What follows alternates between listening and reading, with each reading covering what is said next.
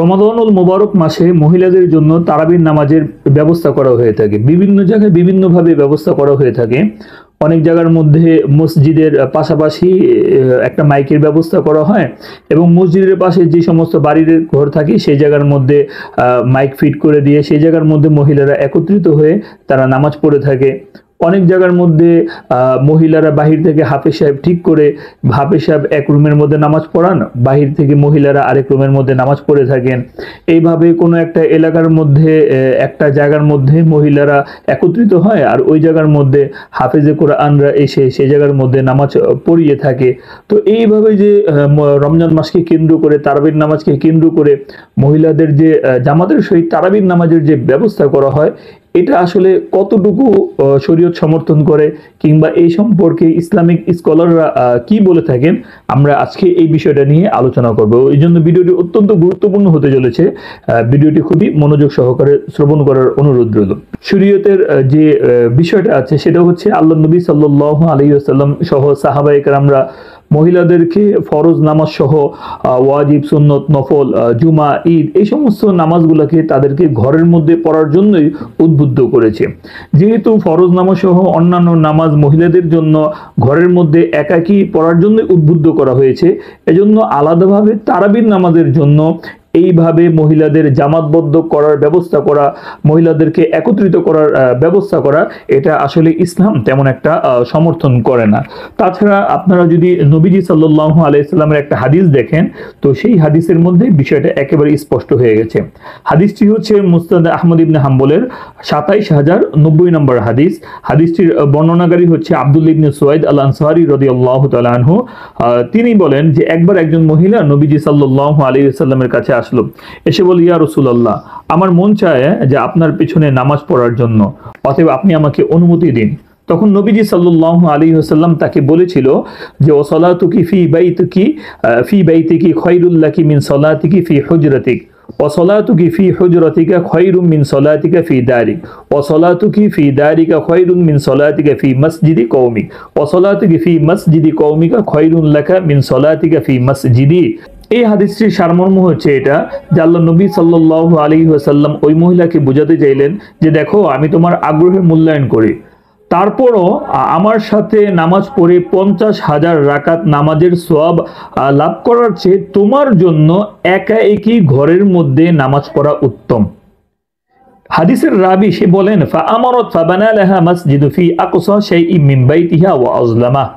নবীজি সাল্লাল্লাহু আলাইহি ওয়াসাল্লামের এই পরামর্শ পাওয়া মাত্রই ওই মহিলা সে ঘরের একেবারে ভিতরে একটা নামাজ পড়ার জায়গা নির্ধারণ করে নেন এবং সে সেই জায়গার মধ্যে নামাজ পড়তে থাকেন।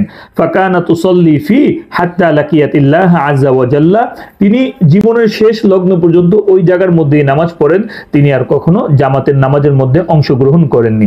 তাহলে এই হাদিসের মধ্যে আল্লাহ নবী সাল্লাল্লাহু আলাইহি ওয়াসাল্লাম ওই মহিলাকে বলে দিলেন যে দেখো, তোমার আমার সাথে নামাজ পড়ার চেয়ে তোমার মহল্লার মসজিদে নামাজ পড়া উত্তম, তোমার মহল্লার মসজিদে নামাজ পড়ার চেয়ে তোমার বাড়িতে নামাজ পড়া উত্তম, তোমার বাড়িতে নামাজ পড়ার চেয়ে তোমার কামরার মধ্যে নামাজ পড়া উত্তম, তোমার কামরায় নামাজ পড়ার চেয়ে তুমি যেই রুমে একেবারে থাকো সেই ঘরের একেবারে ভিতরে নামাজ পড়া তোমার জন্য উত্তম। এটা নবীজি সাল্লাল্লাহু আলাইহি ওয়াসাল্লাম স্পষ্ট বলে দিয়েছেন।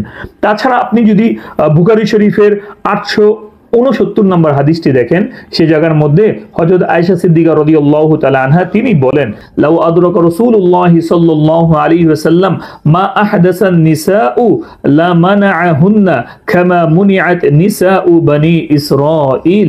আল্লাহ নবী সাল্লাল্লাহু আলাইহি ওয়াসাল্লাম যদি দেখতেন মহিলারা যা কিছু আবিষ্কার করেছে এই যুগের মধ্যে, তাহলে অবশ্যই নবীজি সাল্লাল্লাহু আলাইহি ওয়াসাল্লাম তাদেরকে জামাতে অংশগ্রহণ করতে নিষেধ করতেন, যেমনি ভাবে বনি ইসরায়েলের মহিলাদেরকে নিষেধ করা হয়েছে। তাহলে এই জায়গার মধ্যে হযরত আয়েশা স্পষ্টভাবে ফতোয়া দিয়ে দিলেন যে মহিলাদের জন্য জামাতে নামাজ পড়ার চেয়ে তার ঘরের মধ্যে নামাজ পড়াটাই উত্তম। কেননা নবীজি এই মহিলারা এখন যে সমস্ত কাজ কারবার শুরু করে দিয়েছে, যে ধরনের ফিতনা ফাসাদ শুরু হয়ে গেছে বর্তমান যুগের মধ্যে, তাহলে আল্লাহ নবী সাল্লাল্লাহু আলাইহি ওয়াসাল্লাম এটা দেখলে অবশ্যই তাদেরকে বাধা প্রদান করতেন। এছাড়া আপনি যদি ফতোয়া শামী দেখেন, ফতোয়া শামীর প্রথম খণ্ডের 565 নম্বর পৃষ্ঠার মধ্যে দেখেন, সেই জায়গার মধ্যে আসছে ওয়াকরাহু তাহরিমান জামাআতুন নিসা ওয়ালাউ তারাবিহ, যে মহিলাদের জন্য জামাতে অংশগ্রহণ করা এটা হচ্ছে মাকরুহে তাহরিমি, যদিও এটা তারাবির নামাজ হয়ে থাকে।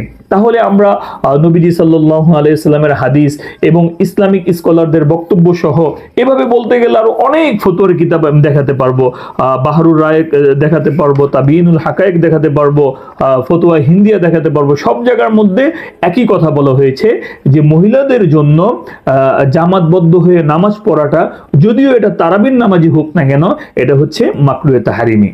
এই জন্য মহিলাদের জন্য বিভিন্নভাবে তারাবির জামাতের ব্যবস্থা করা, কোনো বাসার মধ্যে, কোনো ঘরের মধ্যে, অথবা মসজিদে সংলগ্ন কোনো ঘরের মধ্যে, কোনো জায়গার মধ্যে এইভাবে জামাতবদ্ধ হওয়ার ব্যবস্থা করাটা, তাদেরকে একত্রিত করার ব্যবস্থা করাটা, এটা ইসলামিক স্কলাররা সমর্থন করে না। তবে হ্যাঁ, ঘরের মধ্যে যদি কোনো মাহরাম পুরুষ, মাহরাম মহিলা তারা নিজেরা যদি জামাত করতে চায়, তাহলে ওলামায়ে কেরামরা অনুমতি দিয়েছেন। তো সেই ক্ষেত্রে প্রথম ইমাম দাঁড়াবে, এরপর মাহরাম পুরুষরা দাঁড়াবে, এর একেবারে পিছনে মাহরাম মহিলারা দাঁড়াবে। এইভাবে যদি তারা নামাজ পড়তে যায় তাহলে পড়তে পারবে। তারপরও শরীয়ত বলছে যে তাদের জন্য যেহেতু ফরজ, জুমা, ঈদ সহ অন্যান্য নামাজে যেহেতু তাদেরকে একাকী নামাজ পড়ার কথা বলা হয়েছে, যদি ফরজের ক্ষেত্রে একাকীর কথা বলা হয় তাহলে সুন্নত, নফল এই সমস্ত নামাজে তো আরো একাকী নামাজ পড়াটা উত্তম বলে বিবেচিত হবে। এই জন্য আমরা যারা আছি, মা বোন যারা আছি, আমরা এইভাবে জামাতবদ্ধ না হয়ে ঘরের মধ্যে আমরা একাকী নামাজ পড়ব। আমরা আশা করতে পারি যে এটার মধ্যেই ফজিলত বেশি হবে এবং এটার মধ্যেই সওয়াব বেশি হবে। আল্লাহ তাআলা আমাদের সকলকে সেই সমাজ দান করুন। প্রিয় দর্শক, ভিডিওটি যদি আপনাদের কাছে ভালো লেগে থাকে এবং দরকারি মনে হয়ে থাকে তাহলে অবশ্যই আপনারা লাইক, কমেন্ট, শেয়ার করবেন। আর আপনাদের যদি কোনো মতামত থাকে তাহলে কমেন্টে আমাকে জানাতে পারবেন। সে পর্যন্ত সকলে ভালো থাকবেন, সুস্থ থাকবেন।